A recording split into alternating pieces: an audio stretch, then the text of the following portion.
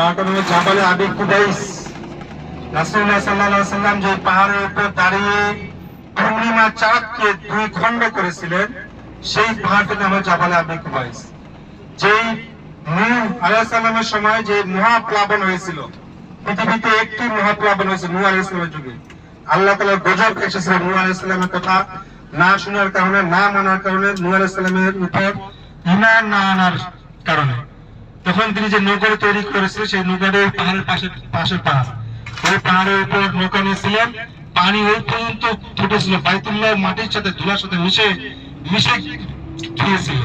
সেখান থেকেই তিনি নৌকায় চড়ে আবার তিনি গোটা কি বলে মিশরে তিনি গিয়েছিলেন।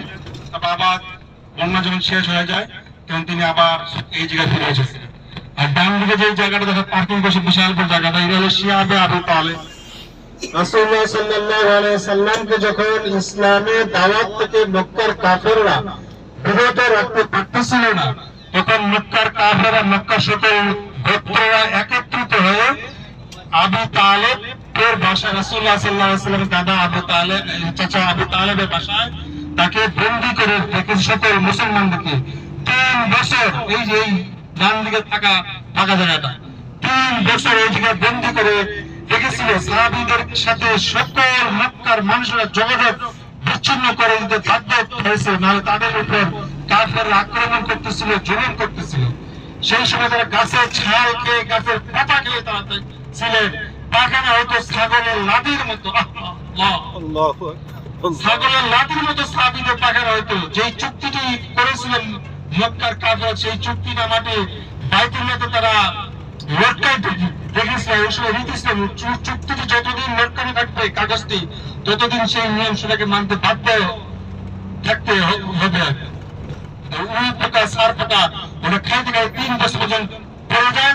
তখন রাসূলুল্লাহ সাল্লাল্লাহু আলাইহি ওয়াসাল্লাম সহ সকল সাহাবীরা মুক্তি পেয়েছিলেন। সেই 3টি বছর রাসূলুল্লাহ সাল্লাল্লাহু আলাইহি ওয়াসাল্লাম সাহাবীরা সহ ইসলামকে আমাদের কাছে পৌঁছানোর জন্য, দ্বীনকে আমাদের কাছে পৌঁছানোর জন্য কত কষ্ট করেছেন, কত ত্যাগ করেছেন, কত না তারা সহ্য করেছেন। আল্লাহু আকবার।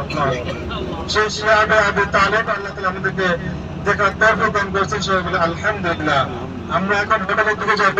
গাড়ি যদি আপনার হোটেলের ভিতর দিকে ঢুকতে যদি দেয় তাহলে তো ভালো, আর যদি পুলিশদের রাস্তা প্রয়োগ করে দেয় আমাদেরকে মিসপার বুঝে নামতে হবে। নামে আমরা হাজিরা সবাই একসাথে সুন্দরভাবে আমরা হোটেলে আমরা পৌঁছবো। হোটেলে পৌঁছে সবাই গোসল করে জোহরের নামাজের জন্য প্রস্তুতি নেবেন। জোহরের নামাজের পর আপনারা সবাই রেস্ট নেবেন ইনশাআল্লাহ। কালকে আমাদের তায়েফ সফর হবে ইনশাআল্লাহ। যারা যেতে চাই আমরা আশরাফ ভাইকে অবশ্যই জানাই দেবো। আশরাফ ভাই খুব ভালো মানুষ।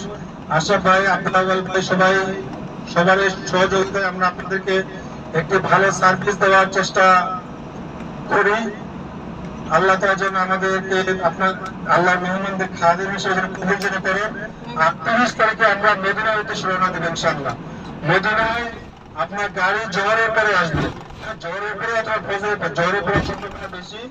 তারপর 30 তারিখে যাওয়ার আগে 29 তারিখে অবশ্যই আমরা বিদায় তওয়াফ করে নেব। বাইতুল্লাহ থেকে বিদায় নেওয়ার প্রসেস নিয়ম হচ্ছে যে বাইতুল্লাহ থেকে একটা তওয়াফ করতে, নফল তওয়াফ, বিদায় তওয়াফ, যাকে বিদায় তওয়াফ। বিদায় তওয়াফের সময় নিয়ত আল্লাহ, হে আল্লাহ আমি বিদায় তওয়াফের নিয়ত করলাম, তুমি সহজ করে দেবে, কবুল করে নাও। এবং বিদায় তওয়াফের সময় বাইতুল্লাহ বারবার তাকাইতে হবে, চোখে পানি আনতে হবে। আল্লাহ এই বিদায় যেন শেষ বিদায় না যেন হয়, আল্লাহ আবার যে তোমার করে যেন আবার যেন আসতে যেন পারি, আবার তোমার করে এসে যেন হাজরা দিতে পারি, সেই সুযোগ সেই তৌফিক তুমি দান করি আল্লাহ। আমরা যখন বাইরে থেকে বিদায় নিয়ে এসেছি, আমাদের সন্তানকে জড়ায় ধরে কান্না করেছি, বিবিকে জড়ায় ধরে কান্না করেছি, বাড়ির মহব্বত মানুষদেরকে বারবার ভিড় থেকে তাকিয়ে। আমরা যেদিন মদিনার উদ্দেশ্যে রওনা দিব, সবাই নিজ নিজ ব্যাগে পানি ঢুকিয়ে নেবেন। ওখানে গিয়ে যদি আমরা রাতের খাবার খাবো, রাতের খাবারের জন্য যেন পানির জন্য কষ্ট না যেন হয়, এই কারণে সবাই নিজ নিজ ব্যাগে পানি নিয়ে নেবেন, যাতে করে খাবারের পরে পানির জন্য সমস্যা না যেন হয়। মদিনাতে ইনশাআল্লাহ আমরা সবাই একসাথে এক হোটেলে আমরা ইনশাআল্লাহ থাকবো। মদিনা যদিও এখন হোটেলে খুব ক্রাইসিস,